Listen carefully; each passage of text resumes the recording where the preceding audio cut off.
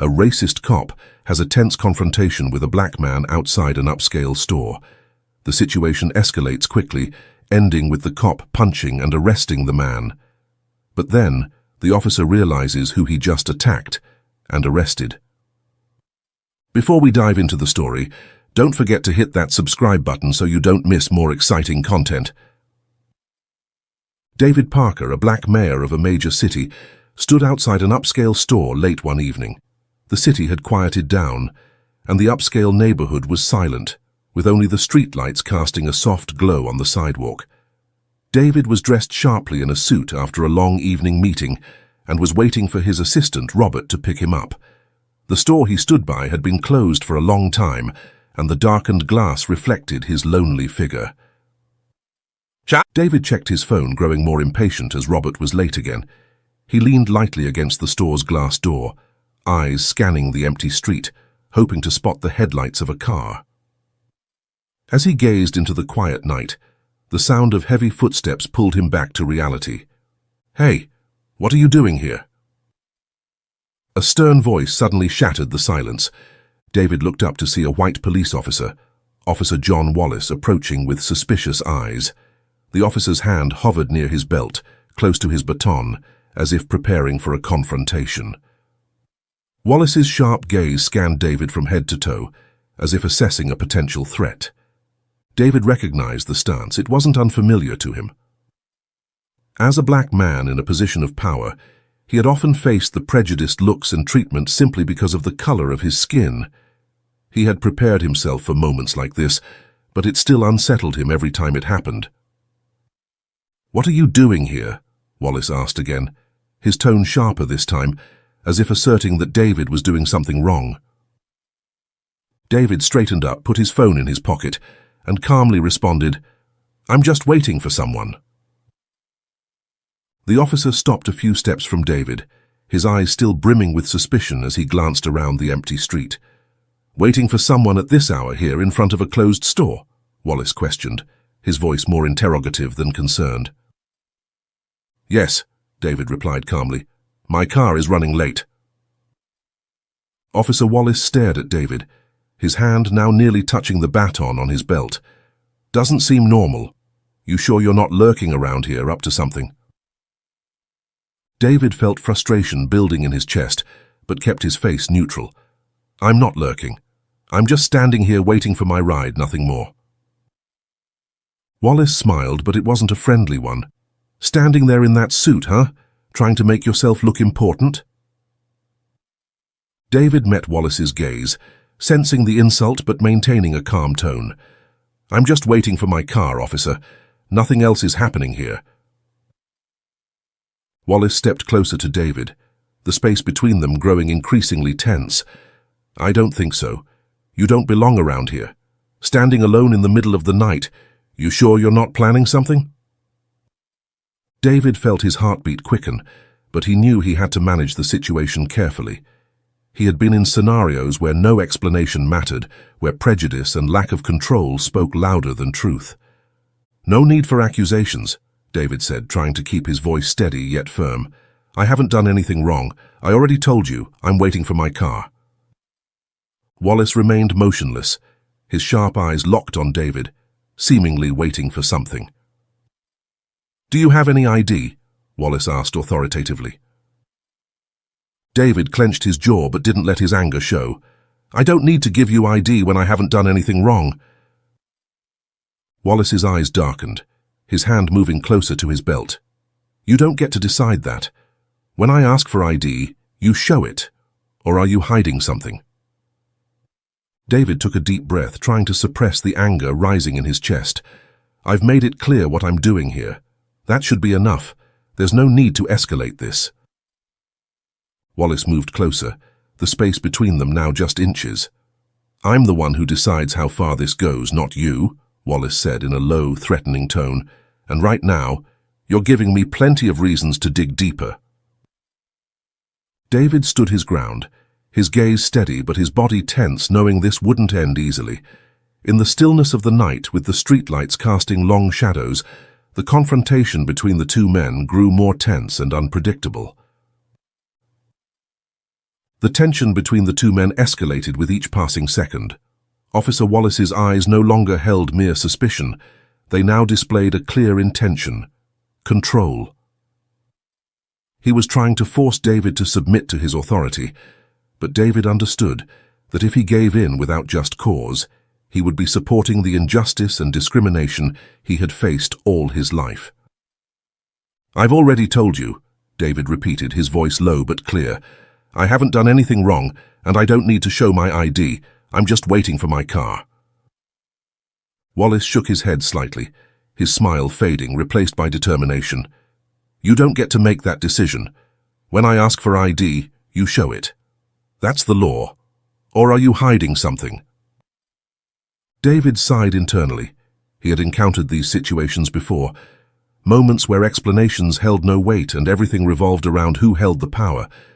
But this time, he knew he had to be more careful. He wasn't just any citizen. He was the mayor of the city. And because of that, he couldn't let himself be drawn into an unnecessary confrontation, especially when he knew prejudice and unchecked authority were shaping the moment. "I've made it clear," David said, his eyes not leaving Wallace's. "I'm just standing here waiting for my car. There's no need for baseless accusations. You don't have any legitimate reason to ask for my ID." But Officer Wallace didn't back down. He took another step closer to David, now only inches apart. Wallace's hand was even closer to his belt, where his handcuffs and baton hung. The air between them thickened as if every word could ignite a confrontation.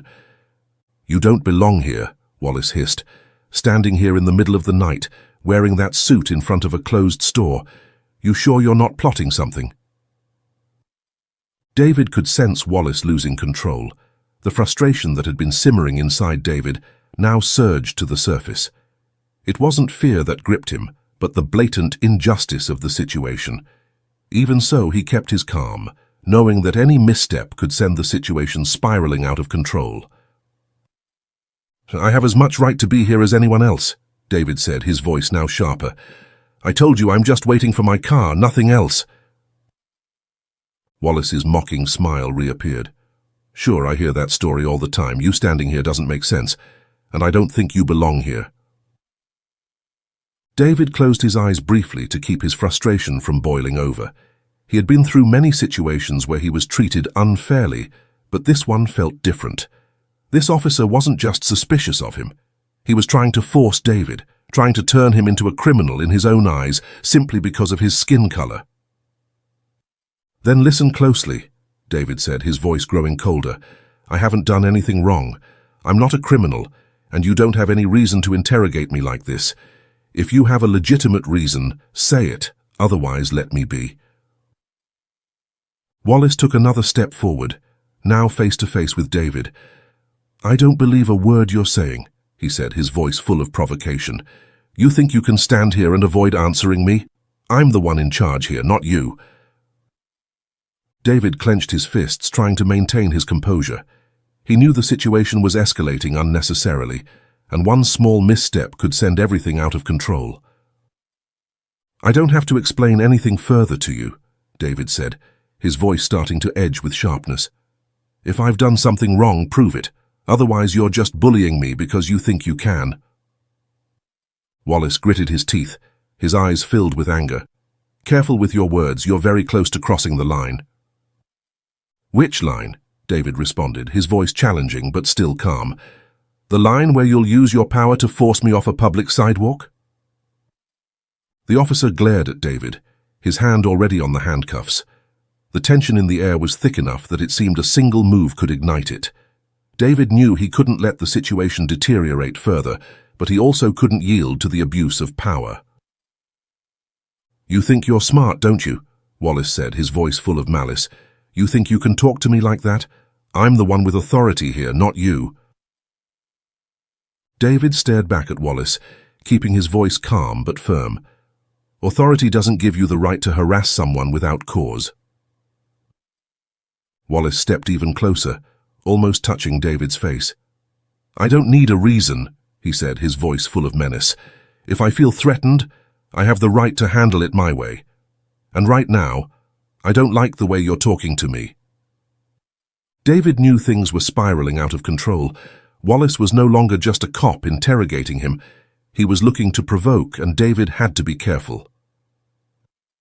"I'm not threatening you," David said, his voice steady but firm. "I'm just standing here, unarmed, waiting for my car, and you're the one threatening me." The situation continued to grow more tense, and David could feel that with one wrong word or action, things could escalate to a point of no return. But David wasn't one to easily accept injustice. And even though this moment was becoming dangerous, he knew he had to stand his ground. The tension between the two men reached a boiling point. Officer Wallace made no move to back down. His aggression was becoming more evident by the minute. His hand hovered on his handcuffs, as if waiting for a single signal to arrest David. David felt the situation slipping out of control. Despite his best efforts to remain calm and reasonable, Wallace seemed determined to view David as a threat. "You're pushing your limits," Wallace said, his voice growing colder. "I'm not asking again. Hand over your ID, or I'm going to arrest you for resisting a police officer." David tried to take a deep breath to maintain his calm, but this time he felt the situation had already crossed the line of normalcy. He looked straight into the officer's eyes, his hands still motionless. "I told you already," he said, his voice still steady but resolute. "I don't need to show you ID because I haven't done anything wrong. You're harassing me without cause." That sent Wallace over the edge. "Well, good then, you've just crossed your limit," he growled before lunging at David. Without further warning, Wallace grabbed David's wrist and yanked him, pulling him towards the store's glass door. The sudden pull caught David off guard, causing him to stumble and slam into the glass door with enough force to make it rattle. His shoulder struck the cold, hard surface, pain shooting through his arm and chest. "What are you doing?" David shouted, feeling anger boiling inside him, but still trying to avoid reacting too strongly. "Shut up," Wallace shouted, trying to spin David around, pressing his face against the glass. "You've crossed the line, and now you're going to learn what the law is." David tried to stay calm, but the feeling of helplessness and injustice made it hard. He never imagined that simply waiting for his car in front of a store could lead to this. He felt Wallace's strength as the officer pinned him against the glass, his hand reaching for the cuffs. "I told you I didn't do anything wrong," David yelled, trying to pull his arm from Wallace's grip, but keeping his movements controlled to avoid being accused of resisting arrest. "You dare resist me?" Wallace hissed, his eyes blazing with fury. "You think you're above the law? Let me show you who's in charge here." Without hesitation, Wallace shoved David again, this time with enough force to pin his shoulder and face against the glass. David winced in pain, feeling the ache spread from his shoulder to his arm. But before he could say anything further, Wallace raised his hand, and with a sudden punch struck David square in the face. The punch was brutal and violent, sending David's head snapping to the side, his vision momentarily blacking out as the pain exploded from his jaw to his temple. The world spun around him, and David had to fight to stay on his feet. For a brief moment, David stood dazed, trying to regain his balance. He touched his cheek, where the sharp sting of the punch throbbed. Anger and helplessness flooded his mind. "You can't do this," David yelled, trying to keep his voice from cracking under the pain that overwhelmed him. "I haven't done anything wrong." But Wallace didn't stop. He grabbed David again, this time more forcefully, pulling him down to the sidewalk. David stumbled, trying not to fall entirely, but the pain from the punch and the anger prevented him from reacting normally. Wallace had decided that David was guilty, and he was willing to use any means to prove it. "You just crossed your final line," Wallace said, his voice now cold and unchecked. He pushed David to the ground, pinning his wrist and locking it in the cold steel handcuffs. The cuffs clicked into place with a sharp sound, and David felt the cold metal bite into his skin. "Now you're going to learn to obey the law." David lay on the ground, panting, as the pain spread through his body. The injustice of the moment burned inside him like a raging fire. He couldn't believe that waiting for a car had led to him being handcuffed and assaulted by those who were supposed to uphold justice. "You're going to regret this," David said, his voice steady and unwavering despite the pain. Even in this desperate situation, he knew he held a truth Officer Wallace was unaware of.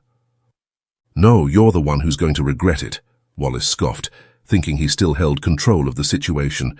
"You'll find out you're not above the law." David gasped for air, his mind starting to clear after the punch. Despite being beaten and unlawfully arrested, he held on to one thought. His real power had yet to be revealed. He had a card left to play, and that moment would force Officer Wallace to face the true consequences of his actions. Looking at Wallace with cold eyes, David spoke, "Before you throw me in the back of your squad car, why don't you try checking my ID?" Wallace paused, his hands ready to shove David into the car, suddenly stopping. "What?" the officer asked, suspicion flickering in his eyes. David looked directly at Wallace, his voice now calm and full of confidence. "Check my ID. It's in my wallet. You're going to want to know who you just arrested before you take this any further." Wallace hesitated, his face showing signs of confusion and worry. "You had all night to give me your ID. Why now?" David kept his gaze steady, a faint smile playing at the corner of his mouth. "I told you already. Check it. You won't want to throw me in that car before you know who you're dealing with." David's confidence seemed to make Wallace falter. No longer as aggressive, Wallace reached into David's pocket, pulled out his wallet, and opened it. His rough fingers pulled out the ID card. When Wallace looked at it, his face suddenly turned pale, the color draining as the words on the card became clear. "Mayor David Parker." Officer Wallace stood frozen, his eyes glued to the ID card in his hand. The smugness and aggression that had filled him moments before vanished, replaced by panic. Everything seemed to pause in that moment, as Wallace realized the man he had just assaulted and arrested was none other than Mayor David Parker, the head of the city. "Mayor," Wallace stammered, his eyes still fixed on the card. I didn't know." David, despite the throbbing pain in his shoulder and the burning sting on his face from the punch, remained calm. He slowly stood upright, pushing past the pain as he looked Wallace straight in the eye. "That's right, I'm the mayor," David said, his voice clear and authoritative, "and you've just made a very serious mistake." Wallace stood frozen, his hands still trembling as he held the ID card. His gaze flickered nervously, his confidence from earlier completely shattered. He couldn't believe what had just happened. "Sir, I didn't know you were the mayor. I didn't mean—" He hurriedly fumbled for his keys, awkwardly unlocking David's handcuffs, his hands shaking so much he nearly dropped the key. David kept his cold gaze on Wallace, feeling the relief as the cuffs were removed. He rubbed his wrists, swollen from the tight grip of the metal, but his voice remained steady. "You didn't know because you didn't bother to check. You let your prejudice and assumptions dictate your actions." Wallace stepped back, fear now evident in his eyes. "Sir, I didn't think—" he stammered, searching for an excuse but finding none. David cut him off, his tone calm but sharp. "That's the problem. You didn't think. You saw me and immediately assumed I was a threat. You didn't care what I had to say, no matter how clear I was. All you cared about was my skin color and the fact that I was standing here in a place you thought I didn't belong." Wallace took another step back, his face flushed red, but not from anger, from shame. "Sir, I didn't mean— I was just doing my job." "Punching me in the face is doing your job?" David asked, his voice growing colder. "Using violence and handcuffing someone without just cause is doing your job? Or is that just an excuse for your racism and abuse of power?" The officer had nothing left to say. He couldn't defend himself, couldn't explain, because any justification was meaningless in the face of the obvious truth. Wallace's eyes flickered with fear, and he couldn't even look David in the eyes anymore. He knew his career, perhaps his entire life, had changed in this single moment. "Sir, I'm sorry," Wallace stuttered, his regret clear on his face. "I truly didn't mean—" David interrupted again, his voice full of authority. "Sorry isn't enough. You abused your power. You let your bias dictate your actions. You thought you could behave like this and face no consequences. Wallace took another step back, his face drained of all color. Sir, please, I'll lose my job. I didn't know who you were. I didn't mean... David didn't flinch. You shouldn't. I'd have to know who I am to treat me with basic respect and fairness. That's what every citizen deserves from the police force. Wallace stood still, unable to say anything. He knew he had made a grave mistake, and no words could fix the situation now. David rubbed his injured wrists, his gaze still locked on Wallace. I want your badge number right now, David said coldly. Wallace hurriedly provided the number, his hands shaking as he wrote it down. David entered the badge number into his phone, not taking his eyes off Wallace. You'll be hearing from me soon, David said firmly, and next time you won't get off this easily. With that, David turned and walked away, leaving Officer Wallace standing there in a state of fear and regret. Though David had just been through a violent and unjust ordeal, he didn't let anger consume him. He knew that this incident was about more than just him. It was about a larger issue, a broken policing system, about power and bias, and about the changes that needed to be made. As David walked quickly out of the quiet street, the streetlights casting shadows along the sidewalk, he pulled out his phone and called his assistant, Robert. Robert, David said, his voice serious and urgent, meet me at City Hall now, we have work to do. Without waiting for Robert to respond, David hung up, his eyes focused forward, his mind already set on what needed to be done next. This wasn't just a confrontation with an officer abusing his power, it was the moment to push for real change. And David knew he had the power to make it happen. This story doesn't end with the injustice David just faced. This is the beginning of a larger battle to reform and fix the systemic issues in the city's police force. David walked with purpose, leaving Officer Wallace standing frozen in fear and panic. The officer's face still pale as he realized the magnitude of his mistake. David didn't look back, but he knew Wallace was standing there, feeling the weight of the consequences he would soon face. The injustice had unfolded right before David's eyes, and now it was time for him to turn his anger into concrete action. As David stepped out of the quiet street, his mind raced with thoughts of how this incident could spark a change in the city. This wasn't the first time he had encountered racism, but this time he was determined not to let it end with just his own personal experience. As mayor, he knew he had a responsibility to ensure that incidents like this wouldn't happen again to anyone else. By the time he arrived at City Hall, Robert was already waiting, his face filled with concern. David, what happened? I heard your voice on the phone and I was worried. David sighed, rubbing his sore wrists where the cuffs had been too tight, then said, I was just assaulted and unlawfully arrested by a cop simply because I was standing on a sidewalk waiting for my car. Robert froze, his face going pale. What? What are you talking about? How could that happen to the mayor? David looked at Robert, his eyes filled with determination. Yes, and that's the issue. This happened not because of who I am, but because I'm a black man, standing in a wealthy neighborhood. Wallace, the cop, didn't bother to check or listen. He just saw my skin color and decided I was a threat. This isn't just about me anymore, Robert. This is a system full of prejudice and abuse of power, and I'm not going to let it go.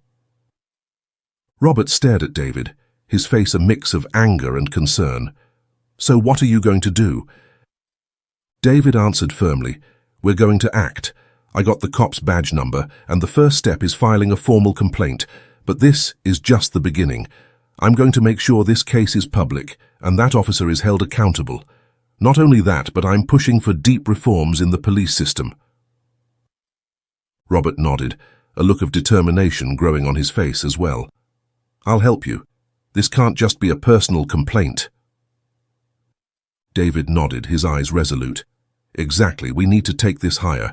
We're going to file this with the police department and the chief of police, and if they don't handle it transparently, I'm going to bring it to the public. The whole city needs to know about this.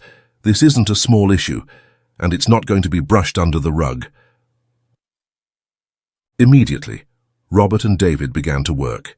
They gathered all the evidence from David's ID, the details of Officer Wallace, and a full description of the incident.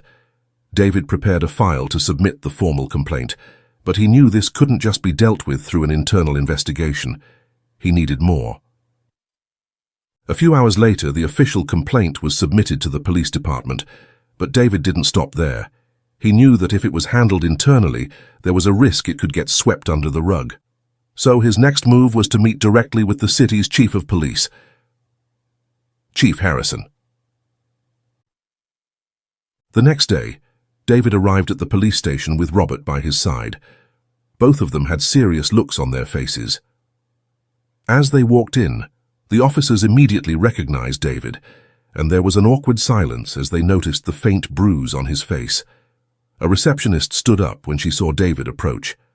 "I need to speak with Chief Harrison," David said shortly, his tone leaving no room for doubt that he was demanding justice. The receptionist quickly nodded and made a call inside.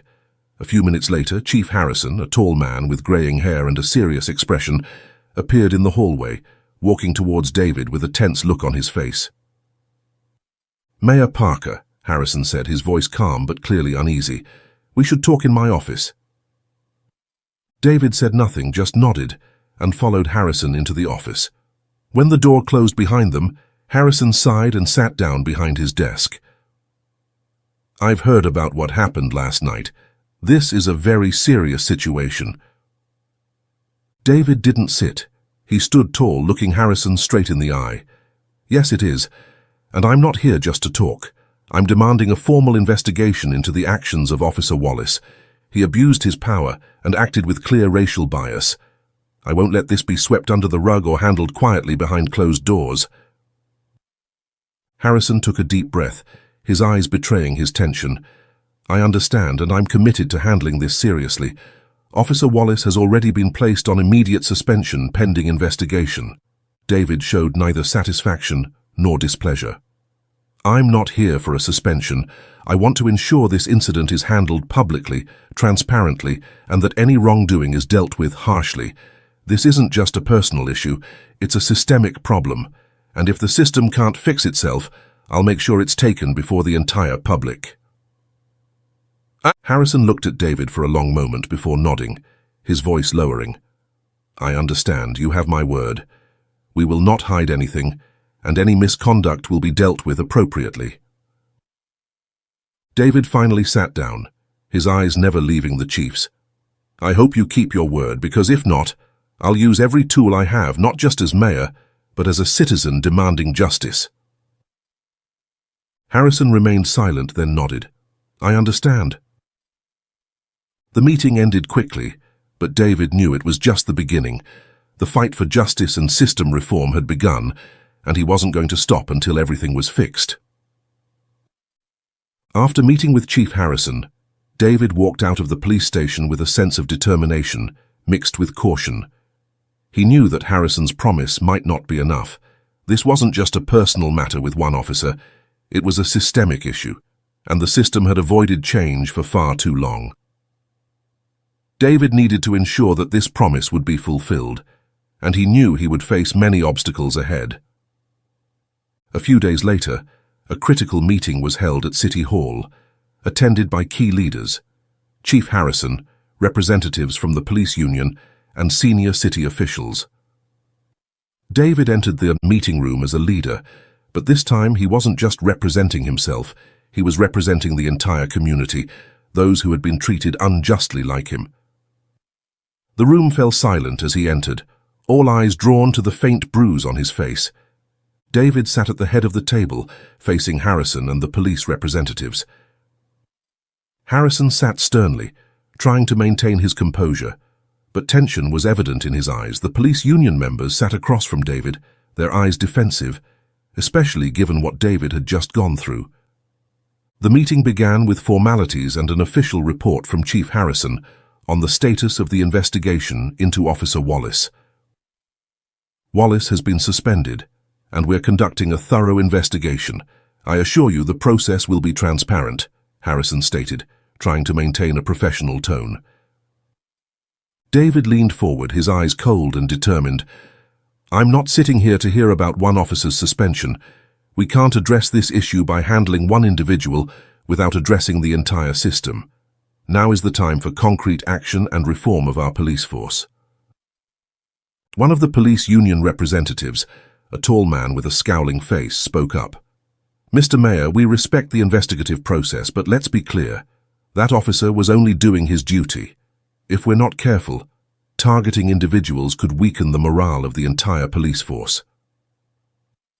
David remained silent for a moment, but his gaze sharpened. "Are you telling me that beating and unlawfully arresting someone is doing his duty?" he asked, his tone strong and unyielding. "If that's true, then we clearly have a more severe problem than we thought. That officer didn't just make a personal mistake. He acted based on a system that allows and encourages abuse of power and racial bias." The police union was clearly challenged by David's firm words. "Mr. Mayor, we don't deny that everything needs to be investigated thoroughly, but there has to be balance. Pushing through strong reforms could create a backlash within the police force." David frowned, knowing that this was the kind of resistance he would face not only from the union, but also from the top levels of the police force. Backlash doesn't come from reform, it comes from the lack of accountability.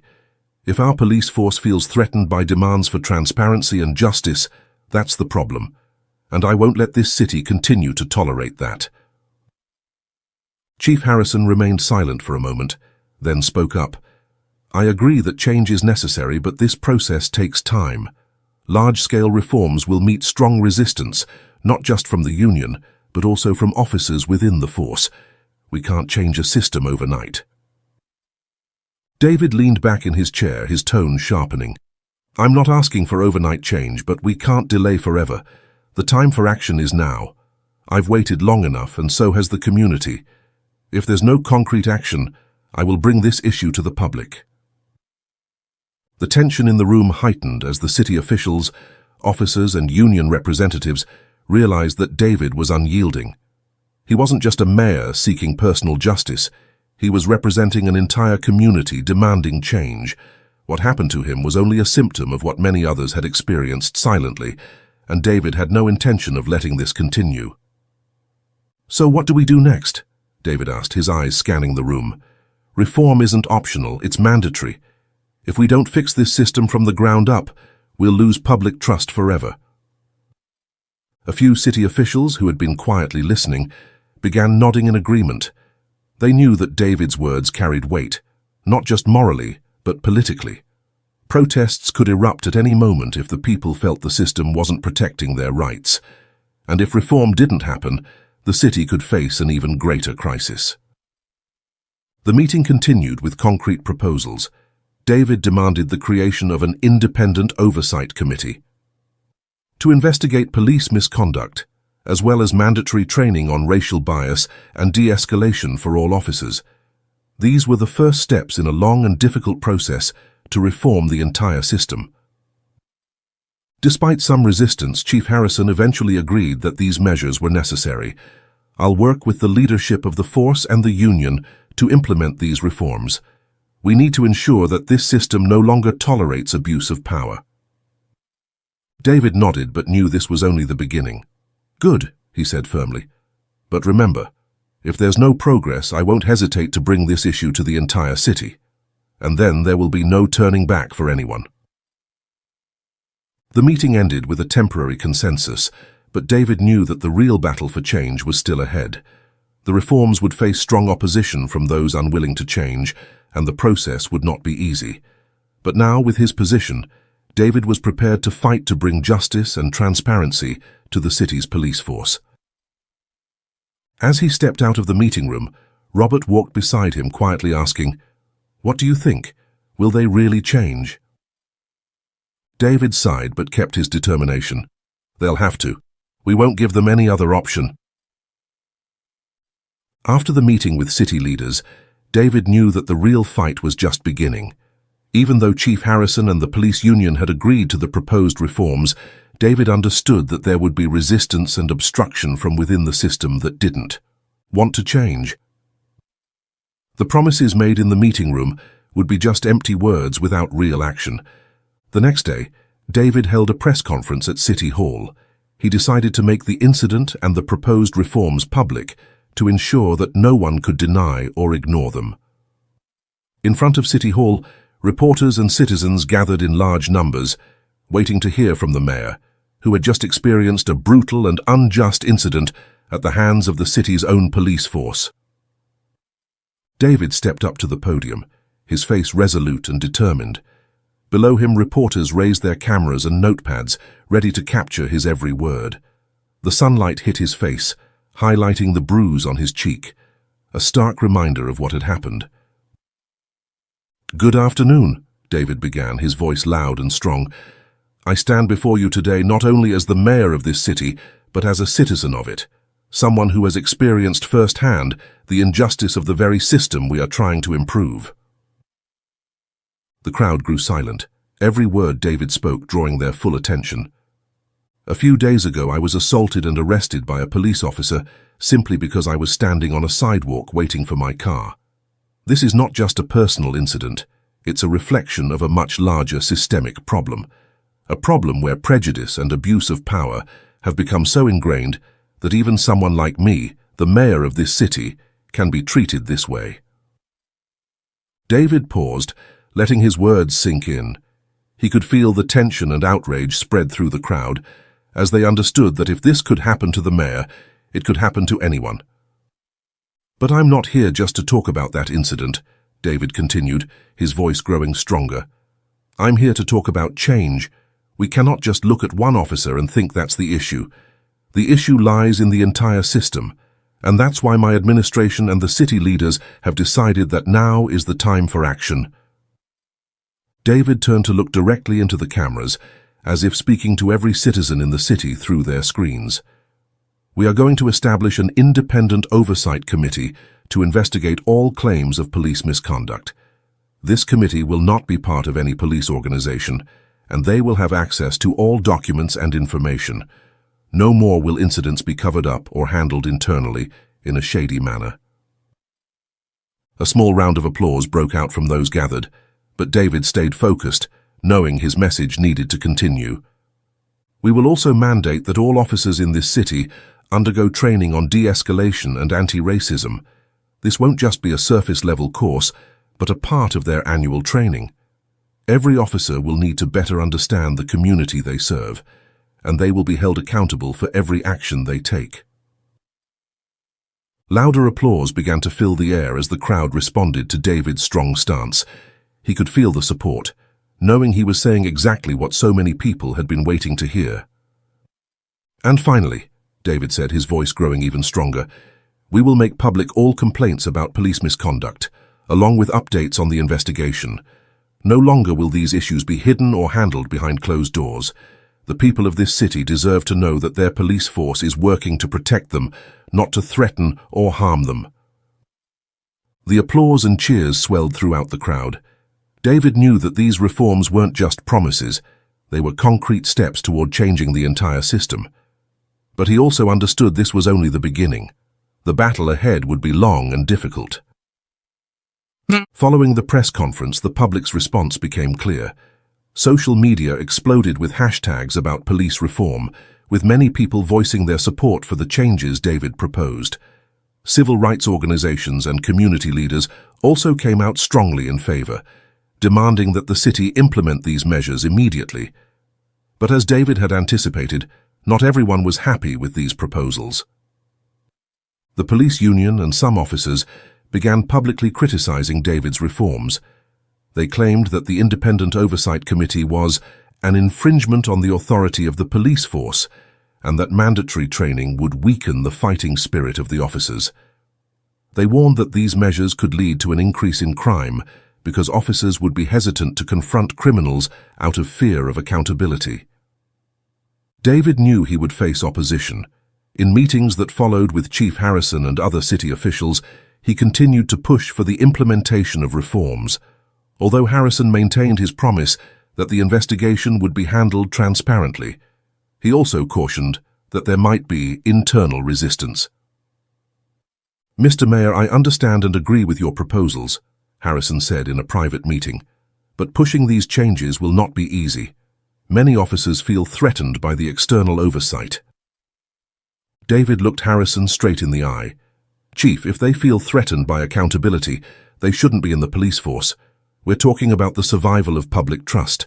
If we don't act now, things will only get worse. Harrison remained silent, knowing there was no valid excuse. He understood that what David said was true, and despite his concerns about the response from his officers, he also knew the current system couldn't remain as it was. In the end, the meetings concluded with a commitment to implement the reforms David proposed, but David still knew this was only the beginning. Many within the police force would continue to resist change, and the police union would likely keep making things difficult. However, David had no intention of stopping. As David and Robert left City Hall after a long day, Robert turned to him, asking with concern in his voice, "Do you think we can get through this? The pushback from the union and the force could be intense." David stared straight ahead, his eyes full of determination. "We will. This isn't just about a few small reforms. This is a fight for justice and truth, and I'm not stopping until we get it." With those words, David walked forward, knowing the battle was far from over, but ready to fight to the end to change the system entirely. After the press conferences and commitments to reform from city leadership, the opposition from the police union became more apparent than ever. They launched a public campaign against David's proposals, arguing that the creation of an independent oversight committee and mandatory anti-racism training would harm the fighting spirit of the force and weaken law enforcement. The resistance didn't stop at words. Some officers within the police force began showing their dissatisfaction more openly, even hinting at threats of a strike. They claimed that too much oversight would make it harder for them to do their jobs. The police union declared that these reforms would hurt the morale of officers and reduce the force's ability to combat crime. David, though facing major challenges, remained steadfast in his stance.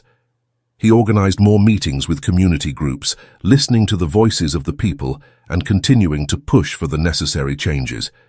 He realized that, to counter the resistance within the force, he needed strong support from outside, from the very people the system was supposed to serve.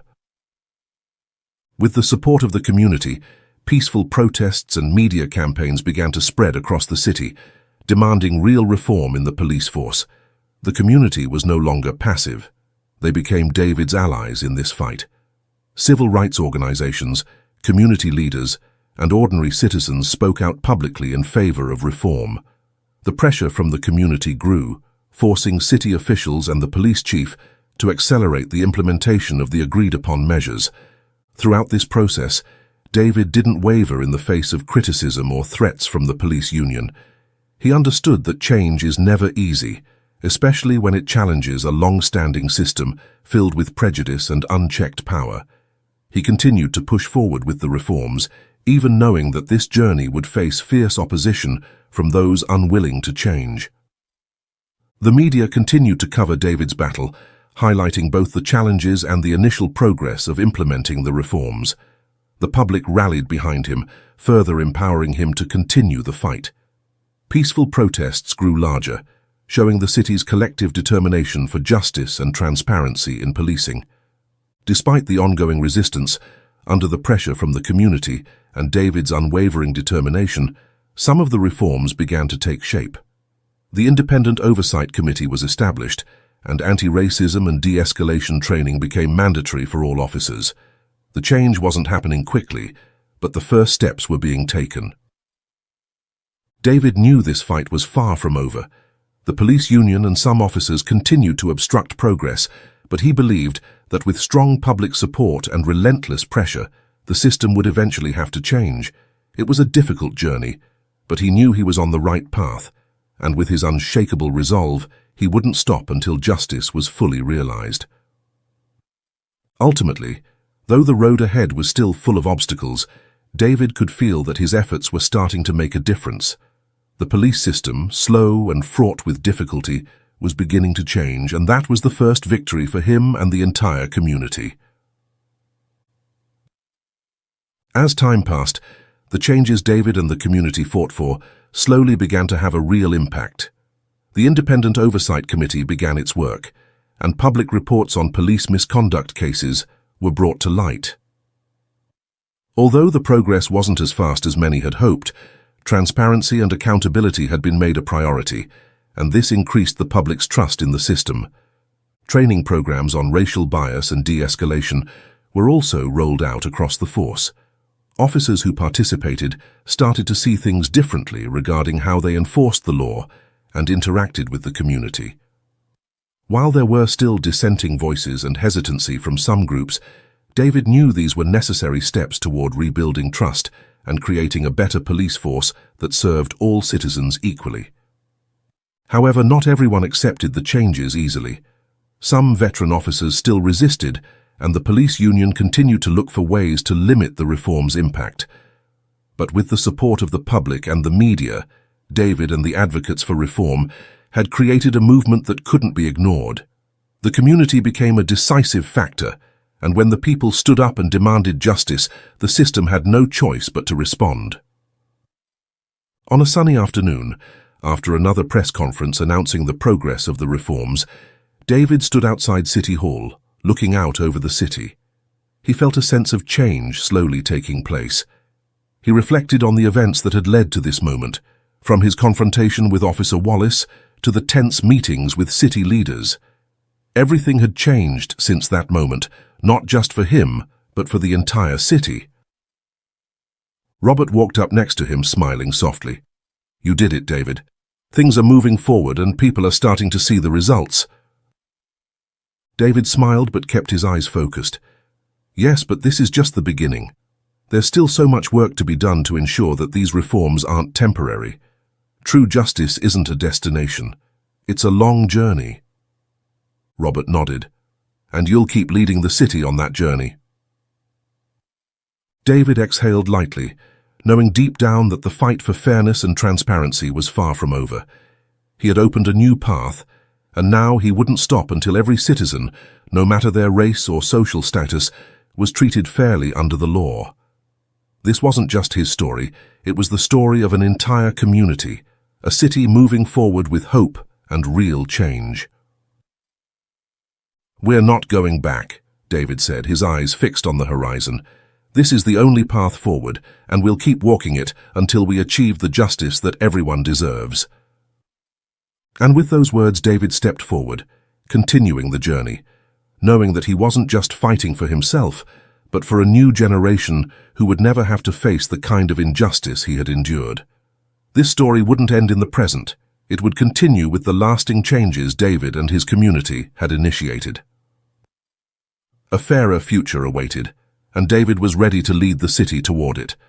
Thank you for listening to today's story. If you found this message meaningful and want to hear more stories like it, don't forget to hit subscribe and turn on notifications so you don't miss any upcoming content. Let's spread positive and just values together. Thank you.